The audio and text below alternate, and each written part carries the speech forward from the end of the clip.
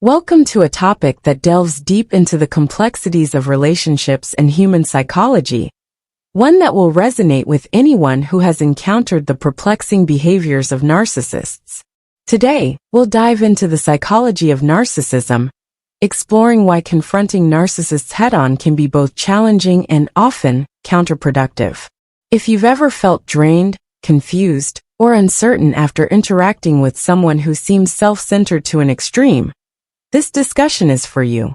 Here, you'll learn why trying to change or expose a narcissist rarely works and why, in many cases, it's best to take a different approach.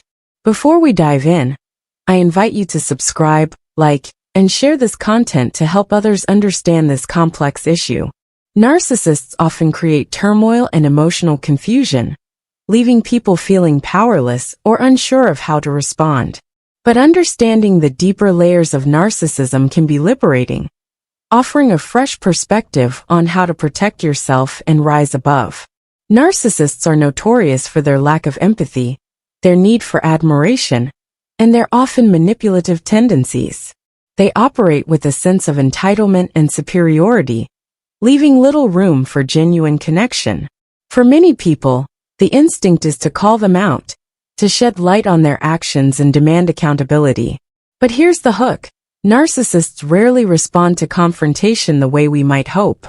In fact, calling out a narcissist can often backfire, leading to even more distress, manipulation, or a twisted narrative that leaves you questioning your own perspective.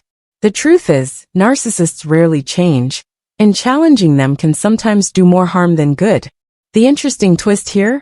Rather than trying to hold them accountable in the way we'd expect from most people, we can find peace in the idea that God, or whatever higher power you may believe in, has a different plan for dealing with them. There's an innate wisdom in trusting that the universe has its ways of balancing things, and in letting go of our need to confront them directly, we're better able to protect our own well-being and move toward healing. When you decide not to call out a narcissist, you're choosing not to fuel their ego or participate in the drama they often crave. Narcissists thrive on attention, whether positive or negative, so even a confrontation can play into their hands.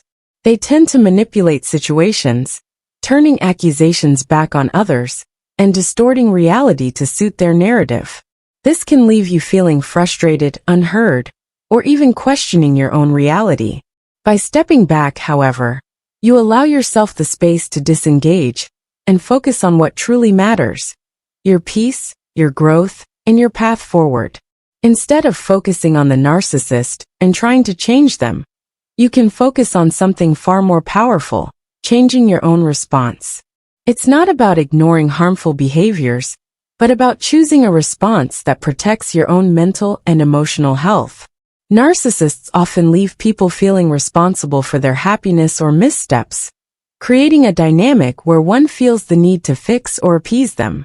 But here's the freeing insight: you are not responsible for them or their behavior.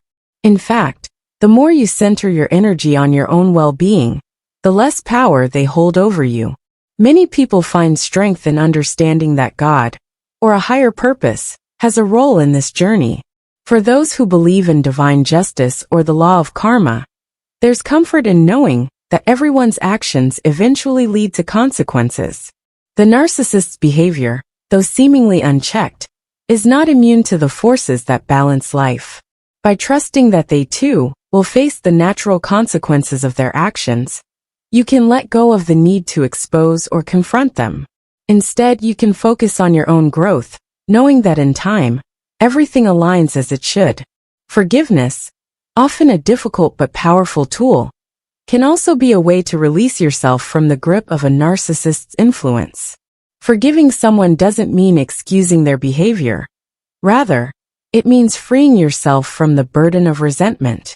This is where faith comes in, as many people find solace in the idea that God sees all and has a way of guiding them toward peace. By releasing that need for revenge or validation, you're placing trust in a plan greater than yourself. This act of letting go can be transformative, granting you a sense of liberation from the emotional turmoil that narcissists often leave in their wake.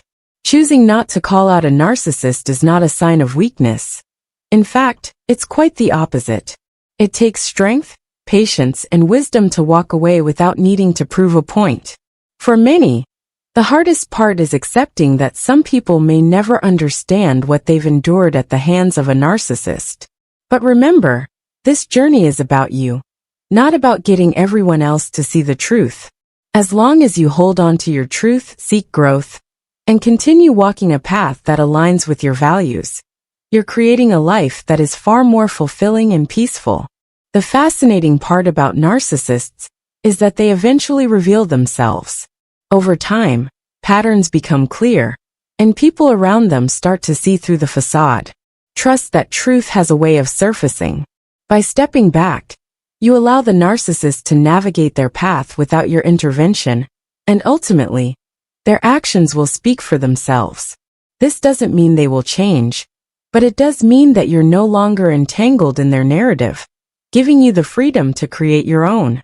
Thank you for joining us on this deep exploration of narcissism and the power of letting go. Remember, you have the strength to rise above, and sometimes the most powerful response is to trust in a plan greater than your own. If this resonated with you, please like, share, and subscribe.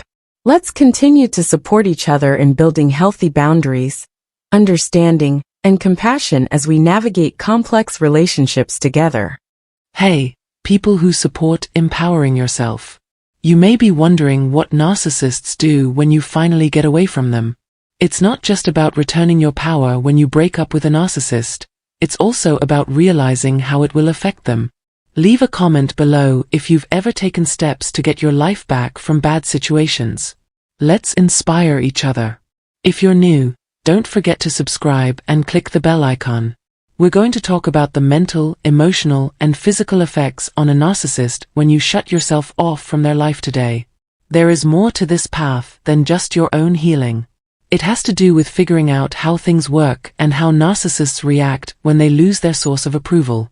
Stay tuned as we talk about these lessons and how walking away can change your life. Share, like, and encourage each other as we work to get our power and freedom back. 1. Knowing how ego reinforcement works. To understand what happens when you break up with someone who is focused on themselves, you need to understand the idea of ego reward. Ego reinforcement means giving egocentric people constant praise, respect, and attention in order to keep up their inflated sense of self-worth and fragile sense of importance.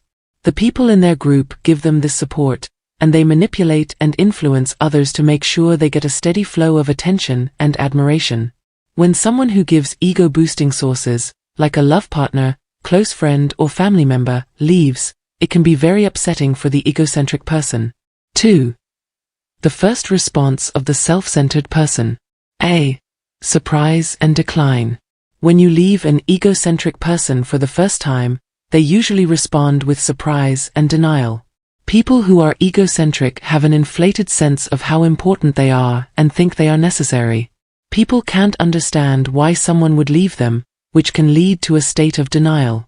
They might not want to believe that the relationship is over and act like nothing has changed, trying to keep things the same. B. Outburst and fury. These people often lose it when they have to face reality and react with rants and anger. They are reacting this way because they can't change the situation and they are very afraid of being left alone. The egocentric person's anger can show up in many ways, such as verbal attacks, threats, or attempts to hurt your image. This stage is marked by the egocentric person's desperate efforts to regain control and dominance. C. Tries to get involved again. People who are focused on themselves use re-engagement to get their victims back into the relationship. This could be done through manipulation, claims to change, or even acting like you're weak when you're not. The egocentric person may send you a lot of texts, call you a lot, or show up at your house without warning to try to get you to fall back into their cycle of manipulation. People re-engage because they want to find a source of encouragement and feel in charge again. 3. The effects on a person's mind and feelings when they are self-centered. Erster Ego-Schock. When a main source of ego support leaves, it can cause a deep ego shock. This word refers to the intense emotional pain and sensitivity that egocentric people feel when their self-image and sense of self-worth are threatened. The shock can make people feel ashamed, inadequate, and deeply uneasy. For someone who is egotistical, this shock is often too much to handle, and they act defensively to protect their low self-esteem. B. Need for alternative reinforcement right away. When egocentric people experience an ego shock, they immediately look for other sources of support. To fill the void left by your departure, they may quickly move on to a new relationship, friendship, or business connection. This sense of urgency can make the egocentric person act in dangerous and rash ways as they try to regain their sense of importance and power. But new links might not give the same amount of validation, which can cause a cycle of discontent and more instability. C. Sadness and grief.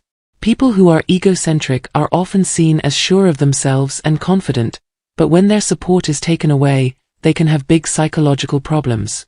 When an egocentric person loses a key source of reinforcement, they may feel hopeless and scared as they deal with feelings of not being good enough and being ignored. Psychological problems like these are often made worse by the egotistical person's unwillingness to get help or admit they are weak. 4. What happens in real life for an egocentric person? A. Being alone. One of the practical effects of your leaving is that the egocentric person may gradually become alone. As people notice how controlling and manipulative they are, they may find it harder to keep relationships going. People they know and family members may pull away, leaving the selfish person without a reliable support system. Isolation can make their mental problems worse and make them need other sources of support even more. B. Setbacks in your job. People who are egocentric often use their charm and ability to manipulate others to move up in their careers and keep business relationships going. On the other hand, when things go wrong in their personal life, it can affect their work. The selfish person may act erratically, which could cause problems with co-workers, subordinates, or bosses. This could hurt their work by getting them fired or hurting their reputation in their field. C. Problems with the law and money. Sometimes, breaking up with a selfish person can lead to legal and financial problems. If the relationship included shared money, assets, or business interests, the egocentric person might get angry and try to make the separation process harder or impossible. There may be legal conflicts, which can put a strain on both parties' finances and cause long-lasting stress. 5. Effects on the egoistic person over time. A. Unpredictability that doesn't go away. If an egoistic person doesn't have a solid source of ego reinforcement, their personal and professional life may become unpredictable over time.